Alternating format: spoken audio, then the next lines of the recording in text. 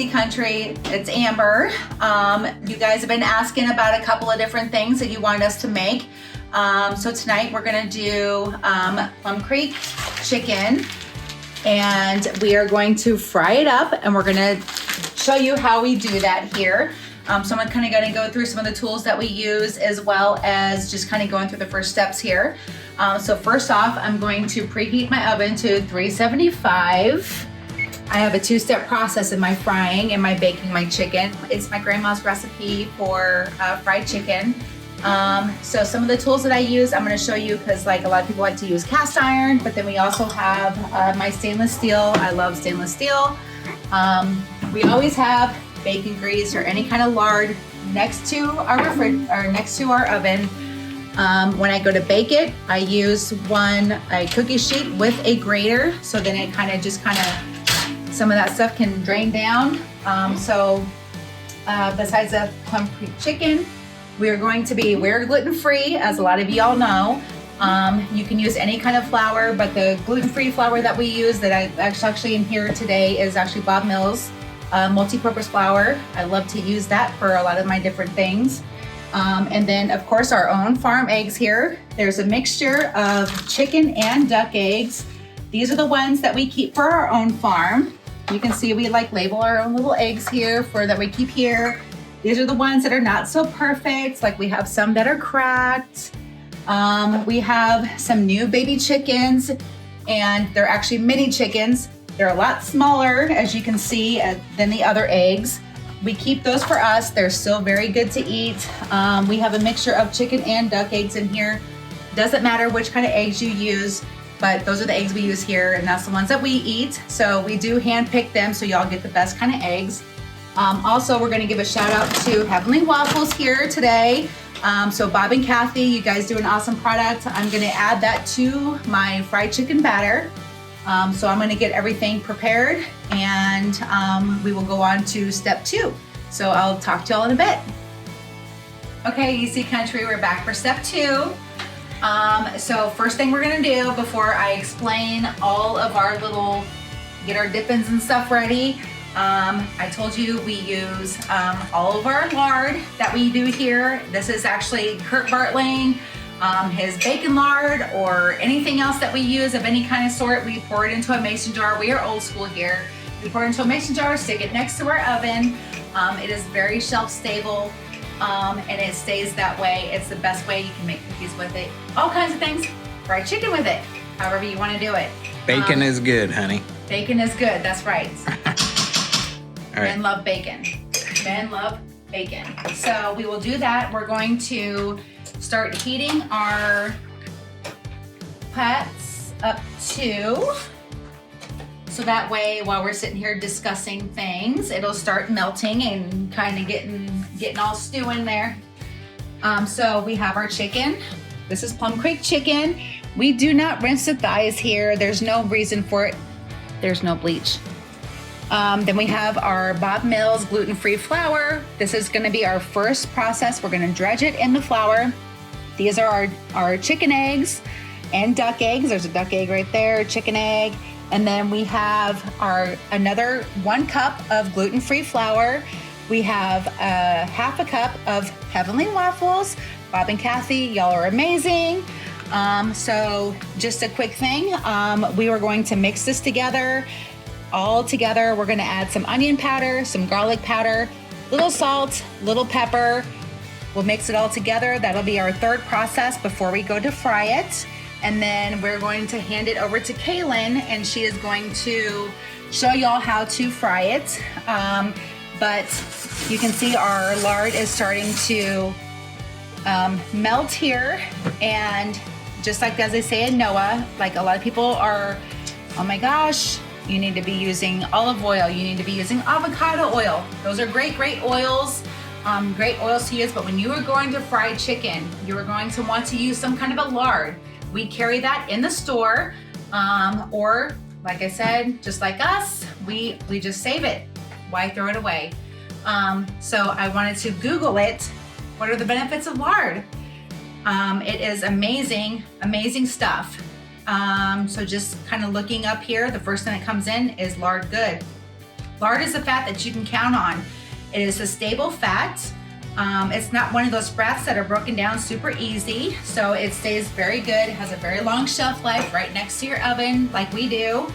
You can freeze it and you can take it out unthawed, freeze it unthawed, no issues. You can keep it in your fridge, but we use it all the time, so leaving it right next to our oven, not a big issue.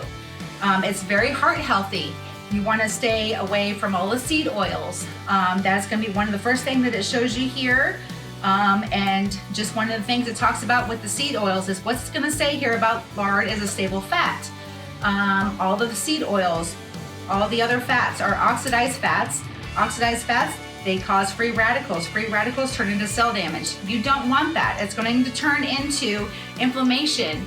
All of your cancers, all of your arthritis, all of your autoimmune issues, it's going to cause that stuff.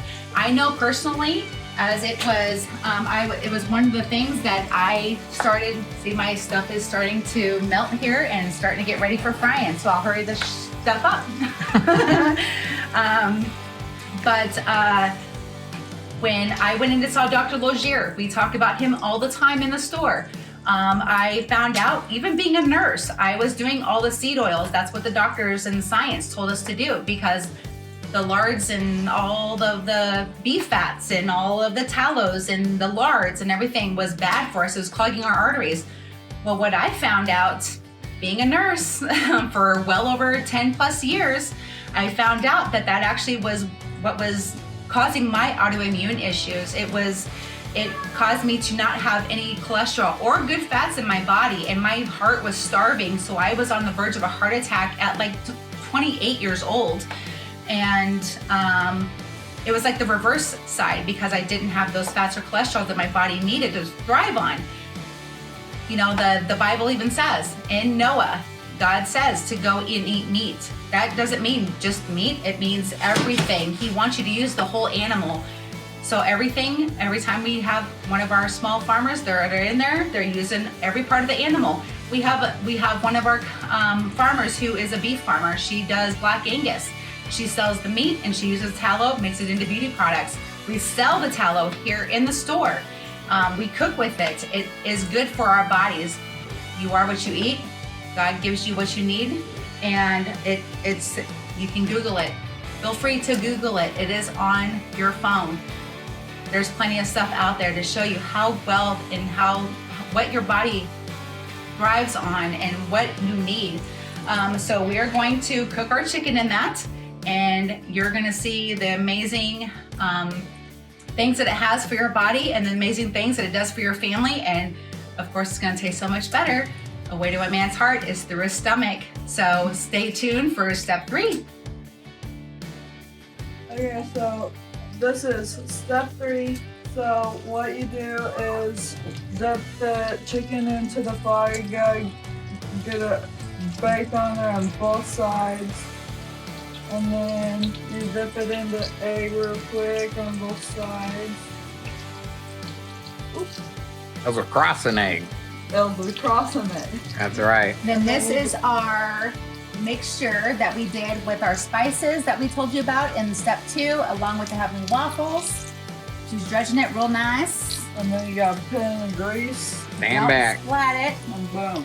Boom. We're started, y'all. Fried Yeah. chicken. But not Kentucky fried chicken that kills you. Chicken that makes you healthy. It's got all the healthy stuff in it. In fact, I don't know if they mentioned this is gluten-free, right? Yes. Yes. This is gluten-free. It's got the good oils, it's got the good eggs, it's got the good meat. So we don't have none of the hormones, none of the nitrates, none of the stuff that's hurting you, all the stuff that's helping you. You got the protein. See all that nice bubble and sizzling. Yep. Look at Make here. it crispy. Here we go, y'all. Because I am all about fried chicken. Amber will tell you that's the way to my heart for sure. Yep. Way to a man's heart is through Through his his stomach. Yep. Rule number 1, ladies. Right. Making some cookies, learn how to make gravy. We had a class on that, if y'all don't remember. Now you're learning how to make some fried chicken. Add those together. They're golden. Happy Valentine's Day. Right. All right. Stay tuned to step 4. More to come. Hey y'all, so these are getting ready to be flipped here. So we'll just go ahead and we're going to look how crispy and nice that is. We're gonna flip this one over. Look how good those are getting. And once these are done on this side, we're gonna put them on our grate right here. And then those are gonna be ready for the oven. And then that would be the final step before you're ready to dig in. So we'll let you know when that happens. We'll see you soon. Hey y'all, so we are getting ready to finish this bad boy up here. So as you can see, I've fried up all the chicken here in the cast iron and in the stainless steel, so you can see both of it. It is all nice and crispy on the outside. We have our nice crust on both sides. So we got it on our sheet, on our cookie sheet here. And this one is ready to go. So we'll put that there, turn off the burner. And then we have our oven already preheated at 375. We're gonna throw it in the oven. And then we are gonna put our timer on for 30 minutes. That is my secret tip. So that way, you know, sometimes your crust gets a little overly done if all you do is fry your chicken in the skillets.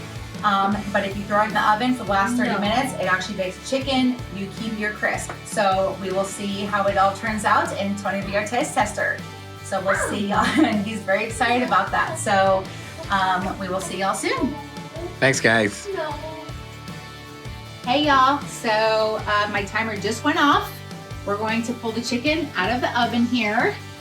You hear that nice little sizzle. I love it. See, you still have your crisp, but it's going to be done in the middle. Turn my oven off, and I'm gonna turn it over to Tony, and he's gonna use his thermometer to show you that the chicken is done. Stick a fork in it. All right, turn the light on. I'll see here now. Okay, so chicken's internal temperature needs to be done at about 165 is the minimum. I like 180. You can see that. Bam, that's 182. That's 180. Yeah, that's good. You can call that one a little darker. 190. These are good, folks. We're gonna taste these. I'll show you all how good it tastes in 1 minute. Check it out. Hey y'all, so I made Tony some gravy. We already had this class. Y'all know how to make it. Here it goes.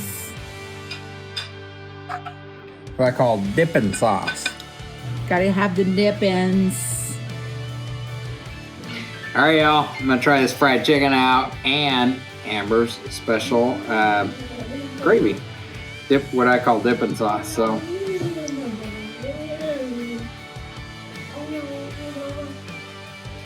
Oh, yeah. Hit spot. That's so good. Y'all gonna do it. Come on, get some Plum Creek fried chicken.